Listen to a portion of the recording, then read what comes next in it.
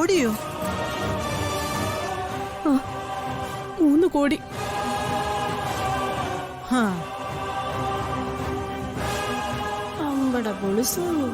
അത് നാളെ തന്നെ അയച്ചു കൊടുക്കണമെന്ന് രാമേട്ടൻ പറഞ്ഞത്. നാട്ടില് വിശ്വസ്തനായ ഒരാളുണ്ട്, അയാളെ ഏൽപ്പിച്ചാ മതി. അയാൾ അവിടെ കൈമാറ്റം ചെയ്തോളും. അവൻ ഇത് പതിവാക്കിയിരിക്ക. ഇവിടെ കൊടുക്കാൻ കാശൊന്നുമില്ല. അമ്മേ, അങ്ങനെ പറയരുത്. രാമേട്ടന്റെ അവസ്ഥ അത്രയ്ക്ക് മോശമാ. ചെമ്പകമംഗലത്തിന്റെ തറക്കടിയിൽ നിധിയൊന്നും കുഴിച്ചിട്ടിട്ടില്ലെന്ന് നിന്റെ രാമേട്ടനോട് പറഞ്ഞേക്ക.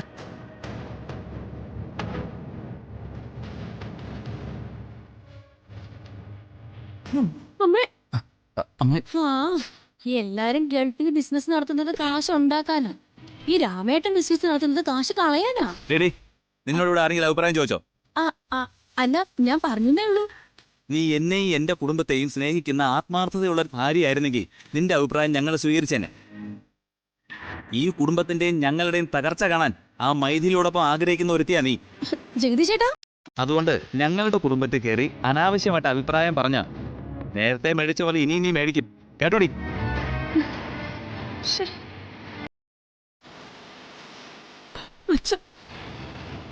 അച്ഛനൊന്നും പറയാനില്ലേ?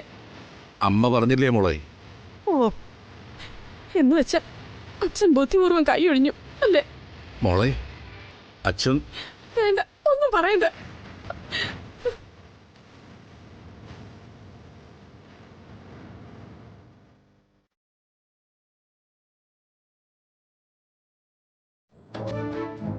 നീ എന്റെ ഭാര്യയാ. പിന്നെ നമ്മൾ തമ്മിലുള്ള ഹൃദയബന്ധം ഈ കുടുംബത്തിന്റെ ഒരു നാശകോടാലി ആവരുത്, പറഞ്ഞേക്കാം.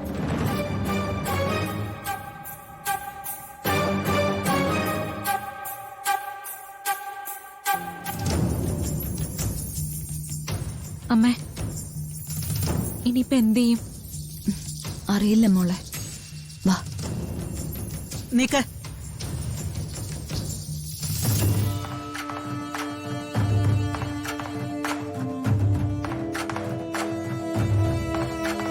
ആ മാലതി അവിടെ നിൽക്കുമ്പോ സാവിത്രിക്ക് വന്ന് കാശ് ചോദിക്കേണ്ട വല്ല കാര്യം ഉണ്ടായിരുന്നോ? ജഗദീഷ് അവിടെ നിന്നതുകൊണ്ടാ അവള് കൂടുതലൊന്നും പറയാതിരുന്നത്.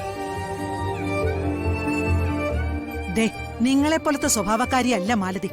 ഇങ്ങനെയുള്ള കാര്യങ്ങളൊക്കെ മതി അവള് കുടുംബം പടക്കളമാക്കി കളയും. ഞാൻ അത്രയൊന്നും ചിന്തിച്ചില്ല അമ്മ. ആ, ചിന്തിക്കണം. ഇത് അണുകുടുംബമല്ല, കൂട്ടുകുടുംബോ. മക്കളെയും മരുമക്കളെയൊക്കെ വേർതിരിച്ച് കാണാൻ എനിക്ക് കുറച്ച് ബുദ്ധിമുട്ടാ. ഞാൻ പക്ഷാഭേദം കാണിച്ചത് പറഞ്ഞു കളയും. അതല്ല മുത്തശ്ശി, കാശിന് ആവശ്യം അമ്മാവനല്ലേ. അപ്പൊ അമ്മായി നുണ പറയാൻ വഴിയില്ല. ഇത് പല പ്രാവശ്യമായി മോളെ, അതുകൊണ്ടാ ഞാൻ അങ്ങനെ പറഞ്ഞത്. പറഞ്ഞു കഴിഞ്ഞപ്പോ എനിക്കും വിഷമം തോന്നി. പറയാതിരിക്കാൻ ഒക്കുവോ? മാലതി നിന്നതുകൊണ്ടാ ഞാൻ അത്രയും പറഞ്ഞത്. സാവിത്രി വല്ലാതെ വിഷമിച്ചാ പോയെന്ന് മീനാക്ഷി പറഞ്ഞു. അമ്മ സാവിത്രി വിളിച്ചൊന്ന് വിവരങ്ങൾ പറയണം. സാവിത്രിയും രാമഭദ്രനും അപ്പൂപ്പനും അമ്മൂമ്മയായി, എന്നിട്ടും ഒരു കാര്യപ്രാപ്തി ഇല്ലാന്ന് വന്ന ഒരു മനസ്സിലുമില്ലാത്ത സ്ത്രീ ഇവരെങ്ങനെ എന്റെ അമ്മയായത്? അച്ഛനമ്മയെ പേടിയാ. ഓ, ഭയങ്കര വാത്സല്യ മകളായ എന്നോട്. പക്ഷേ ഒരാവശ്യം പറഞ്ഞ അപ്പ എസ്കേപ്പ് ചെയ്യുകയും ചെയ്യും. ചിലപ്പോ ആർക്കും മനസ്സിലാവാത്ത കുറെ തത്വചിന്തയെ പറയും. തത്വചിന്ത പറയുന്നതിന് മുടക്കൊന്നും ഇല്ലല്ലോ. ഇടിഞ്ഞുപോയി. രാമേട്ടനായിരിക്കും. ഹലോ സാവിത്രി, ഇത് ഞാനാ, രാമഭദ്രൻ.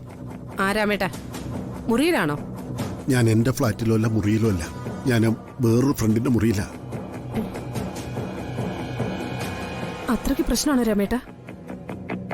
പ്രശ്നമാണ് സാവിത്രി. അതോടെ നിൽക്കട്ടെ, പണത്തിന്റെ കാര്യം എന്തായി?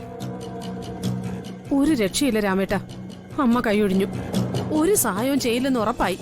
എന്താ സാവിത്രി നീ പറയുന്നത്? പിന്നെ ഞാനിവിടെ എന്ത് ചെയ്യും? അതെ, ചോദിക്കുമ്പോ കാശ് വാരിത്തരാൻ ഇവിടെ കാശില്ലെന്നാ പറയുന്നത്. എല്ലാവരുടെ മുമ്പിൽ വെച്ച് വെറുതെ എന്നെ നാണം കെടുത്തുകയും ചെയ്തു. ഞാനിനി എന്ത് ചെയ്യും? ശരിക്കും അവിടെ ഉണ്ടായത് എന്താ രാമേട്ട? കാര്യങ്ങൾ എന്നോടെങ്കിലും ഒന്ന് തുറന്നു പറയും. ഞാൻ കാര്യങ്ങൾ തുറന്നു പറയാം, എങ്കിലേ നിനക്ക് അതിന്റെ ഗൗരവം മനസ്സിലാവും. ആ, പറ. അത് എന്റെ വണ്ടി ഒന്ന് ആക്സിഡന്റ് ആയി. ആക്സിഡന്റോ? എന്ന് വെച്ചാൽ കാർ ഒരാളെ ഇടിച്ചു. ഓൺ ദ സ്പോട്ടിൽ അയാൾ മരിച്ചു. രാമേട്ട, ആൽക്കഹോൾ പ്രൊഹിബിറ്റഡ് എമിറേറ്റ് ആണ് ഷാർജ എന്നറിയാലോ. സംഭവ സമയത്ത് ഞാൻ അല്പം മദ്യവെച്ചിട്ടുണ്ടായിരുന്നു. എന്തൊക്കെ രാമേട്ട ഈ പറയുന്നത്? ഇവിടെ മദ്യവെച്ച് വണ്ടി ഓടിക്കുന്നതൊക്കെ സർവ്വസാധാരണമാണ്. പക്ഷേ എന്തെങ്കിലും പ്രശ്നമുണ്ടായ കുഴപ്പമാ. എന്റെ ദൈവമേ, ഇപ്പൊ വേറെ കുഴപ്പമൊന്നുമില്ല. മരിച്ചയാളുടെ കുടുംബത്തിന് 3 കോടി രൂപ ബ്ലഡ് മണി കൊടുക്കണം. 3 കോടിയോ? കൊടുത്താൽ അതിൽ നിന്ന് രക്ഷപ്പെടാം, ഇല്ലെങ്കിൽ ജയിൽ ശിക്ഷ അനുഭവിക്കേണ്ടി വരും. ചിലപ്പോ വധശിക്ഷയും. അയ്യോ, അമ്മ കാര്യം എന്താണെന്ന് പോലും ചോദിച്ചില്ല. ഇല്ല രാമേട്ട. ഞാനിനി എന്ത് ചെയ്യണ്ട ഈശ്വര? ഈ അന്യനാട്ടിൽ കിടന്ന് മരിക്കേണ്ടി വരും. രാമേട്ട വിഷമിക്കാതെ നമുക്കൊരു തീരുമാനം ഉണ്ടാക്കാം. എന്തെങ്കിലും ചെയ് സാവിത്രി, ഇല്ലെങ്കിൽ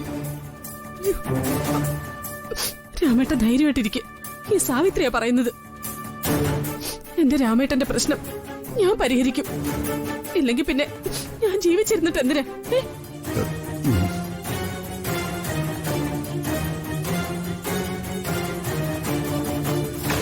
ചെമ്പകമംഗലത്തിന്റെ അറക്കടിയിൽ നിധിയൊന്നും കുഴിച്ചിട്ടിട്ടില്ലെന്നല്ലേ അമ്മ പറഞ്ഞത്? ഉണ്ടോന്ന് ഞാനൊന്ന് നോക്കട്ടെ.